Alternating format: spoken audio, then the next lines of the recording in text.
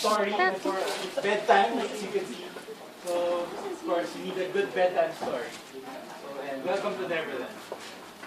Long ago, there lived the Darling family. One night, Mr. and Mrs. Darling went to a party leaving their children. When they woke up and found a strange boy sitting on the floor who was crying. Hi, I'm Wendy. Who are you? Why are you crying? I'm Peter Pan. I'm crying because my shadow won't stick to me. Fix that. And she saw Peter's shadow to the tips of his shoes. Peter was delighted. Ah. It's so awesome.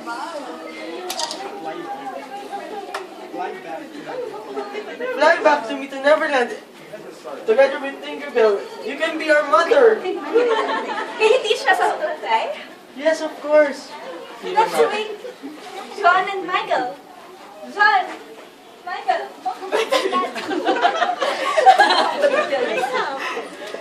He can teach us how to fly. Yeah. Just think of the cards and believe in the pixie dust. The children were soon flying around the room. Then swoosh! Out the window they all flew.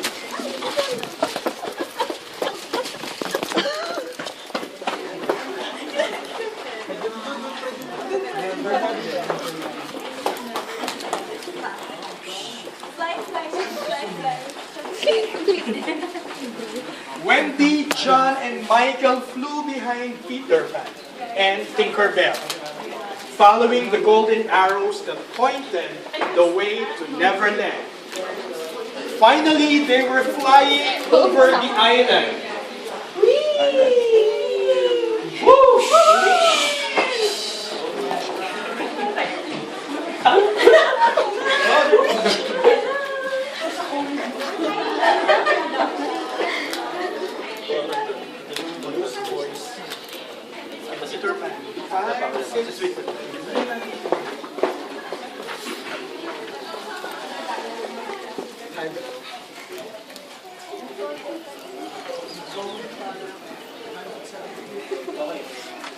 Lost boys live with me and Tinkerbell. I'm their captain. I'm Peter Pan. The ancients live over there. The mermaids live over there. And the pirates. Pirates? And the pirates. Yes. Pirates? They're led by Captain Hook. He's the meanest pirate ever. Wendy was frightened, but Michael and Jan wanted to see the pirates right away. Where's the pirates?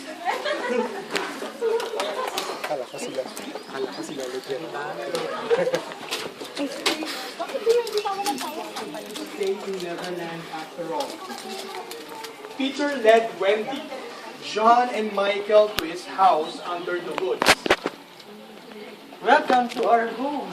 They entered through a door hidden in an old tree stump. When the lost boys saw Wendy, they shouted, Hooray! Will you be our mother?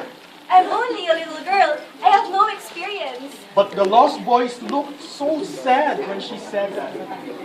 Okay, I'll try my best. That night, Wendy tucked the boys into bed and told them the tale of Cinderella. Life was pleasant in the cozy house under the woods. Wendy took care of the boys, who explored the island during the day. At night, they gathered for meals, played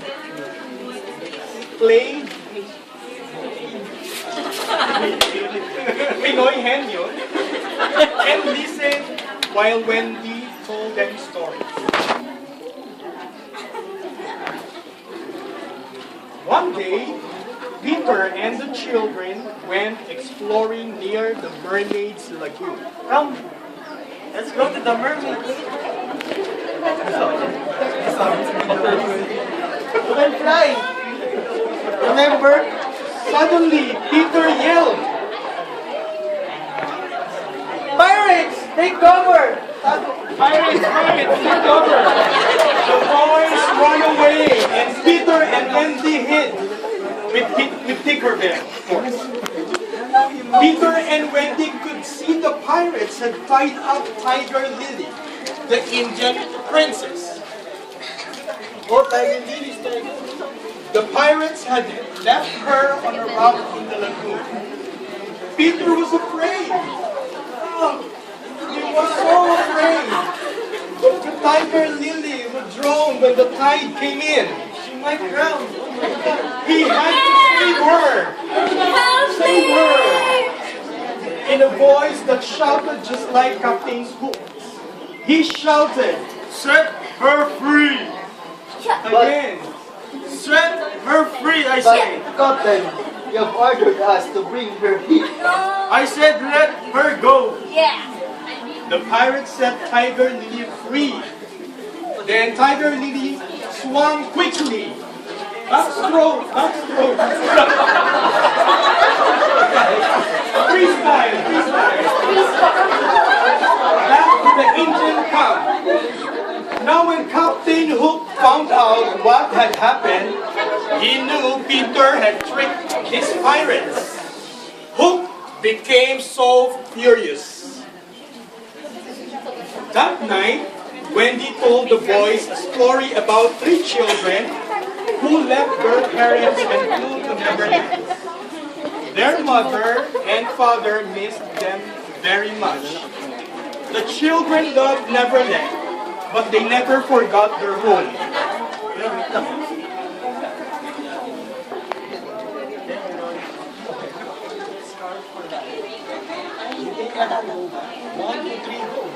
Did they ever go back? Oh yes, they flew home to mommy and daddy and everyone was happy. Hep hep!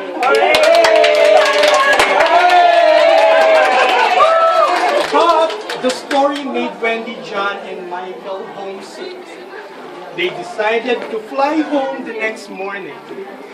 Wendy asked the lost boys if they want to come with her and her brothers. If you come back with us, I'm sure mother and father would adapt you. The boys shouted again with joy. Hooray! Wendy asked Peter if he and Tinkerbell would come home with them too. But Peter didn't want to live where grown-ups could tell him what to do. Peter was sad that his friends were leaving. Still, he wanted the children to arrive home safely. So he asked Tinkerbell to guide them on the trip.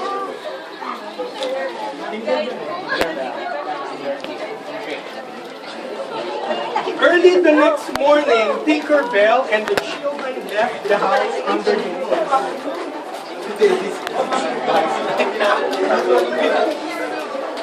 But Captain Hook's pirates were hiding nearby. They captured all the children,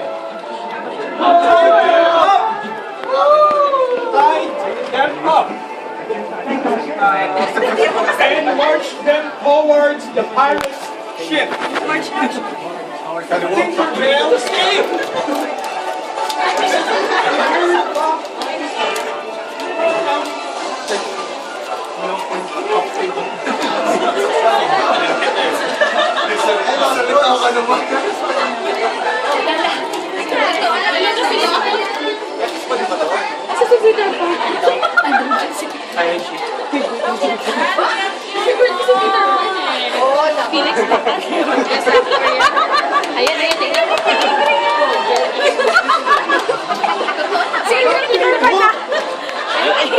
Captain Hook demanded, "Who wants to be a pirate?"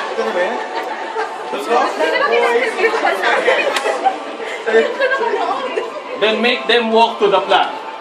The boys tried to look brave, but they were afraid. Again, the boys tried to look brave, but they were afraid. They were very afraid.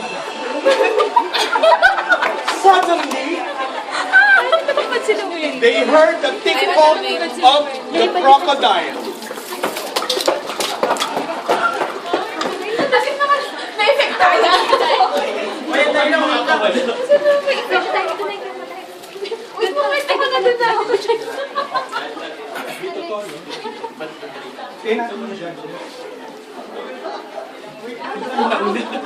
Okay,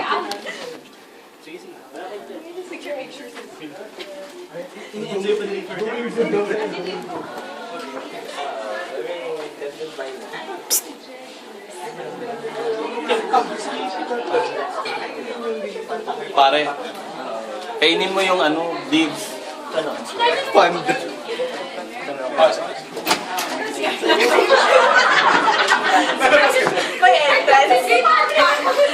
Suddenly, they heard the tick-tock of the crocodile. Now it was Captain Hook's turn to be afraid. But the tick-tock was only... Peter Pan! He's chasing the crocodile! He flew onto the deck and shouted, It's you and me, Captain Hook. Captain Hook jumped up and swung at Peter with his sword. Peter was quick. He was quick and stepped away. He slashed at Hook with his own sword until they came close to the edge of the ship. Peter lunged with his sword and Hook fell into the sea. Jumping. Where the real crocodile was waiting for him. And that was the end of Captain Hook.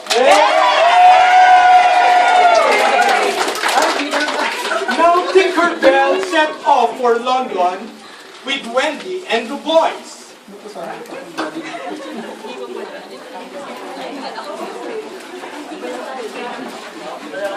Wendy's parents were so happy to see their children again. Parents, everyone are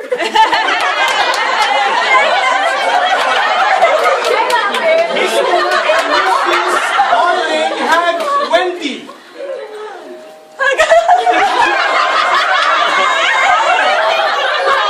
John and Michael.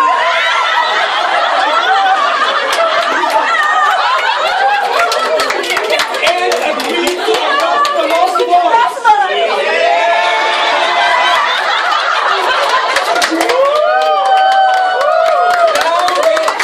They asked Peter to stay with them also, but he said, I can't stay in London because I will grow up. I don't want them to. I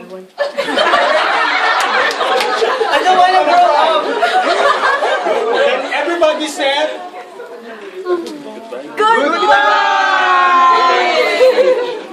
We will miss you. then group hug.